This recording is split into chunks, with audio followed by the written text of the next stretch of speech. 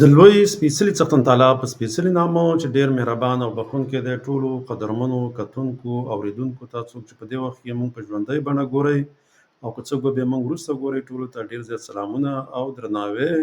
د لوی افغانستان تلویزیون ته ښه راغلاست. ملګرو، څنګه به چې تاسو په سرخط کې لیدلي، د نن عنوان چې دی هغه ما د پښتنو، بلوڅانو او د کشمیریانو په منځ کې چې کوم هغه د قومیت کوم احساس دی، په هغې باندې به زه خبرې کوم. ما نن ځکه لږ وخت پیدا کړو، ما ځینې د ټولنیزې رسنۍ کتلې چې په هغې کې مې د آسن چې دی دا ډېر لوی ګلخان دی، ځکه زه کله کله د هغې په تفسیرو باید بېرته کله تفسیره وکړو. نو هغې یو خبره کوله، هغې دا د کشمیریانو چې د یو څو ورځې کېږي هغوی هلته لاریونونه کوي، مظاهرې کوي، د هغې په اړوند باندې هغې خبرې کړې وې. خو هغې خبرې داسې وکړې انه چې پښتانه لکه د هغې هغه کوم غیرت چې کوم ننګ چې کشمیریانو په خپله خاوره او د خپلې خاورې د خپلواکۍ په خاطر باندې وکړو، دا د پښتنو سره مقایسه کول او دا د دې خپله داسې یو دغې ورته ورکوي نه چې پښتانه چې کله لاریونونه یا مظاهرې کوي نو هغه داسې څه غواړي چې هغه مشکل او بیا هغه نشي لاسته راوړلی. په هغې کې دا ویلی چې دوی همیشه پښتانه چې دي چې کله په مظاهرې کوي یا لاریونونه کوي، احتجاجونه کوي، هغوی دا وایي چې دغه فرضي کومه کرښه چې ده دا د وضع چې زموږ تجارت ازادي به تګ راتګ دی بغیر د ویزو په تذکره یا په شناختي کارتونو باندې د تګ راتګ وشي، نو دا لا تاسو غواړئ چې هغه بیا ستاسې په وس کې نه ده. مګر کشمیریان چې دي هغه صرف دغه غواړي، تعلیم غواړي او هلته دغه غواړي، د سړکونه پاخه غواړي. خو دا خبره چې واقعي دروغ وکړه. اصلا د کشمیریانو چې کوم لاریونونه او احتجاجونه کول هغه د پاکستان د اسټبلیشمنټ انه چې هغې کې په لومړۍ باندې چې راځي هغه د پنجاب آرمي ده، د هغې په اړه باندې دوی خپل لاریونونه کول. ځکه هلته چې کله پارلمان ته انتخابات کېږي نو په هغې کې تقریبا د 50 شاوخوا غړي چې دي هغه دوی انتخابایي په ووټ په ذریعه باندې په کشمیر کې راځي. بیا دا 12 نور چې دي دا ورته د پنجاب فوز هغې ورته دغه کوي، سلیکټ کوي یا ایلیکټ کوي، دا هغې غوره کوي او بیا هغه پارلمان ته لیږي. بیا دا څه چې فنډ چې دی، پیسې چې دي، هغه بیا همدغه خلکو ته ورکول کېږي، دغه 12 کسانو ته.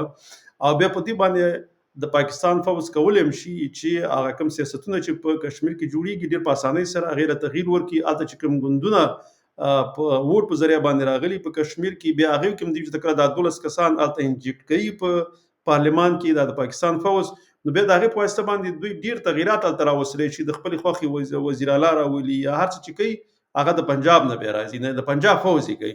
نو دوی چې کله دا لاریونونه کول هغې کې لومړۍ غوښتنه د دې دا وه چې دغه 12 کسیز دغه چې پارلمان دپاره چې غړي ټاکل کېږي دا باید د پنجاب د لارې ونه شي، د پنجاب د فوز د لارې ونه شي.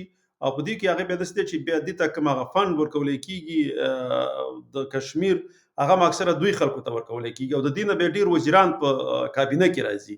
نو دوی په خاطر باندې دغه اصلي د کشمیریانو کوم لاریون چې و هغه هم د دې په خاطر باندې و او هغه لاریون یې وکړو. هغې کې تقریبا هغې څه مایدې او څه غوښتنې وې چې هغه ټولې چې دي د دومره فشار یې راوړی و چې د پنجاب فوز هلته خو سیاستونه او واک ټول د پنجاب فوز سره د هغې سره ټول ومنل. خو زه په دې کې خپل هغه اصلي دغه ته راځم. ګوره چې کشمیریانو کله لاریونونه کول هغوی ټول یو موټی یو لاس و، یوه غوښتنه وه، ټوله ولس ورسره ولاړ و. هغوی کې هغه کوم احساس د قومیت چې دی هغه پکې ډېر مضبوط دی، خپلې ژبې په خاطر باندې، د خپل قوم په خاطر باندې بیا کلک ودرېږي.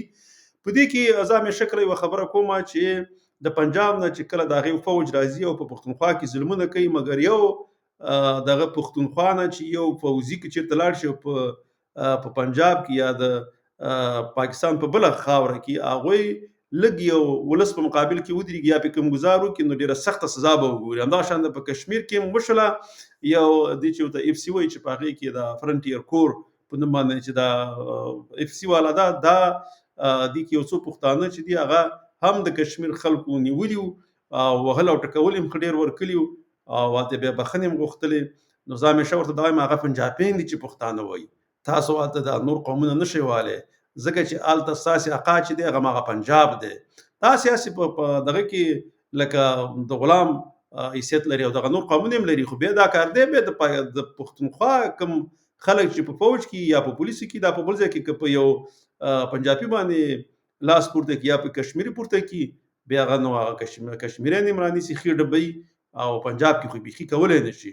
نو دلته دغه یو دغه چې دی دا اف سی والا دا بس تاسو درښکاره کړم، بیا ځنې ما سره نور ویډیوګانې مې دا وګورئ. خاص आपको किसने भेजा है? नहीं, मेरा बात सुनो, हमारे पास वो बोले उधर जाओ, एहतजाज का आर्डर है। हाँ। बस मैं इधर ही आया था हम अगर रोड में आते हैं आप हमें हमारे पर जुल्म करते हैं ना, ये बात थी ना। नहीं, रात को भी आपने तशद्दुद किया है, मेरी बात रात सुनो। को खुदा की कसम इधर से आए नहीं, क्यों जुल्म नहीं, ये किया? कौन आपकी खुद आपने कश्मीर का पुलिस है ना, कश्मीर का पुलिस का तुम नहीं, कश्मीर का आपको किधर से भेजा है? किसने? उधर से भेजा है, लेकिन हम भेजा किसने है? हमारे भेजा किसने आपको? कौन से? कमीज लो, सबून भेजने कमीज लो। नहीं नहीं यार, कमीज नहीं आप लानी, लोग कह रहे हैं हम किसी के नहीं तशद्दुद नहीं करनी। खलो एक मिनट, खलो मार दिया, हेलो पाँव से मार एक दिया, मिनट रुक जाओ। चार से मार दिया, मार दिया, पाँव अच्छा। मार दिया। دا بیچاره अच्छा ډېر ځل ډبولی او دغه پښتون یې ډېر ډبولی او دا اف سی دغه ورته وایي فرنټیر کور ورته وایي، دا یې دومره ډبولی و. دا بیا هغه کشمیریانو ته وایي تاسې چا رالېږلی سئ؟ چا رالېږلی؟ پنجاب فوز رالېږلی و. ځکه هلته خو یې ارمي نه شو رالېږلی، ځکه هلته خو بیا دوی که ارمي ولېږي او بیا هغه کشمیریان ورسره ونښلي، نو بیا کشمیر کېدای شي د خپلواکۍ طرف ته لاړ شي او د هند نه مرسته وغواړي، ځکه د هغوی هغه سرحد چې دی د دغه سره لګېدلی دی د هند سره، نو هغې هلته دغه ظلم نه شي کولی. دا پښتون چې و دا فرنټیر کور اف سی و د دوی وایي دا تللی و ملیشه والا و، هلته یې رانیولی و. داسې نور هم ډېر پښتانه رانیولي یو قسم ډانګي ورسره دي د کشمیریانو سره چې هغه غنم لري، په هغې باندې بیا قسم ډبوي، نو دا هم ډبولی و. بل دا دغه چې دی یو بله ویډیو راسره ده، دا هم تاسو ته درښکاره کوم. په دې کې هم دا دغه چې دي دا کشمیریان دا وایي چې تانه ورکوي پښتنو ته چې موږ خو دغه نه یسو د وزیرستان خلک یا د پښتونخوا خلک چې موږ به پنجاب په موږ باندې قوت پیدا کړي، هغه خپل زور به په موږ باندې ومني. ځکه دا ویډیو تاسو سره वजीरिस्तान है, ये ना ही डी चौक है, ये ना ही KPK है और ना ही ये पंजाब है। इसकी आजाद जम्मू है, कश्मीर आखड़ियान ये कश्मीर है और इस कश्मीर का हर बुजुर्ग, हर नौजवान, हर जवान, हर माँ, हर बच्चा, हर बहन इस जम्मू कश्मीर में जिसने अंदर खून है वो खून बगावत वाला खून है और ये नहीं रुकी सकनी और बगावत। خادي کې ملګرو دا اصلا پښتنو ته ورته موږ نه د وزیرستان خلک یسو، نه د پښتونخوا خلک یسو، او نه هغه پنجابیان چې د عمران خان لپاره مظاهرې کړې وي او بیا د پنجاب فوز او پولیسو ونیول ویې ډبول. ډي چوک هغه دی چې هلته پښتنو مظاهره وکړه، ډېر پښتانه په اسلام آباد کې دی، ډېر پښتانه یې پکې هلته وم وژل او له منځه یې ویوړل، ځکه هغې هم د عمران خان لپاره مظاهره کړې وه او بېرته یې بېرته څوک د پښتون هم نه وو. نو بیا دا کشمیر ورته پیغور ورکوي چې موږ پښتانه نیستو، چې دلته به د پنجاب پولیس راځي یا به د پنجاب به موږ پسې اف سی رالېږي چې هغه د پښتونخوا نه ځینې ملیشه چې دي او هغه به دلته په موږ باندې ظلم کوي. موږ یې دې ته نه پرېږدو، موږ به خپلې غوښتنې په زوره د پنجاب په پوځ باندې منو او هغه یې هم منلې، ځکه هغه پرون چې کوم هغوی سره د حکومت اصلا د پنجاب خلکو هغه څه کسان چې ورلېږلي وو په حکومت کې چې وو، هغې هغه څه غوښتنې چې کشمیر کلي وي په هغې کې لویه غوښتنه دا وه چې دغه 12 کسیزه چې پارلمان ته د پنجاب فوز معرفي کوي دا به نور نه کوي، او که کوي هم بیا د هغې هغه واک هغه پارلمان کې چې کوم وزیران جوړېږي هغه به نه جوړېږي، او نور خو هغې هغه چې برق ورته ارزانه وي دا ټول دا خو سره د پنجاب هغه فوج چې دی هغې سره د مخکې نه منلې وه. دغه یو شی دی. یو بل دغه راسره ده په دې کې هم دا ویډیو لنډه غوندې ده، دا هم درسره یو ځای شریکومه چې په دې کې هم دغه چې دي کشمیریان د پولیسو نه کالي ایستلي دي او هغه هلته یې ونه ځوړند کړي دي، نو که دا هم دغه شي دا هم ډېر ښه دی، خو که دا چېرته اوس ما سره هغه ویډیو وي इस्लामाबाद पुलिस के 200 एहलकार कल सुबह 6 बजे आजाद कश्मीर रवाना होंगे। Wake up to reality. Waziristan है, ये ना ही डी चौक है, ये ना ही KPK है और ना ही ये पंजाब है। इस्लामाबाद पुलिस के 200 एहलकार कल सुबह 6 बजे आजाद कश्मीर रवाना होंगे। Wake up to reality. Waziristan है, ये ना ही डी चौक है, ये ना ही KPK है और ना ही ये पंजाब है। इसकी आजाद जम्मू है, कश्मीर आखड़ियान ये कश्मीर है। ښه اوس اصلي خبرو ته بس راځو. مسله داسې ده چې کشمیریان چې دي یعنې خپله خبره ځکه یو قوم دی په یو غږ باندې راپورته کېږي، خپلې هغه څه غوښتنې چې دي یعنې هغه په زوره په پنجاب باندې مني او منلی هم شي، او دا هم وایي چې موږ پښتانه نه یستو یا نور قومونه نه یستو چې موږ به ظلم زغمو او ورته ګورو به. نو داسې چلی په دې کې ملامته چې دي دغه د پښتونخوا ژورنالستان هم دي، ځکه دوی به همیشه چې کله دوی د پنجاب د فوز د پیسې اخلي او دلته د پښتنو چې کله پښتانه راپورته شي کله خپل غوښتنې حکومت څخه غواړي، نو بیا هم دغه د پنجاب د ګلخانان ژورنالستان چې دي بیا دا داسې خپرونې کوي چې هر پښتون چې هغه صحیح غوښتنې کوي هغې ته به یو قسم نومونه ورکوي، هغې ته غداران وایي، دغه ورته وایي هغه پاکستانیان دغه وایي چې د پاکستان سره غداري کوي. هغه دا چې دوی ته داسې نه وایي چې دوی خو اصلا اول پښتانه دیم نه. نو په دې کې یو د حسن خان دی هغې نن هم داسې خبرې وکړې چې پښتانه چې دي ولې داسې وایي چې زموږ دغه د افغانستان سره چې کومه دغه فرضي کرښه ده او په دې باندې تجارتونه کېږي، اکثره پښتانه چې کله لاریونونه کوي نو دا دوی ازادول غواړي، خو دا باید وغواړي. حسن خان دومره بې عقل سړی دی، خو ستاسو چې د پښتنو چې کوم تجارت کېږي خو هغه هم دغه د پښتونخوا سره دغه د دې فرضي کرښې د لارې کېږي، نو نور خو پښتانه تجارت نه لري. نو ګوره دا دومره بې عقل سړی دی. او بل دا کار دی چې تګ راتګ هم د پښتنو سیمو سره دی، نو هغه باید په هغې کله کله غواړي چې دا باید په شناختي کارت یا په تذکره باندې تګ راتګ وشي.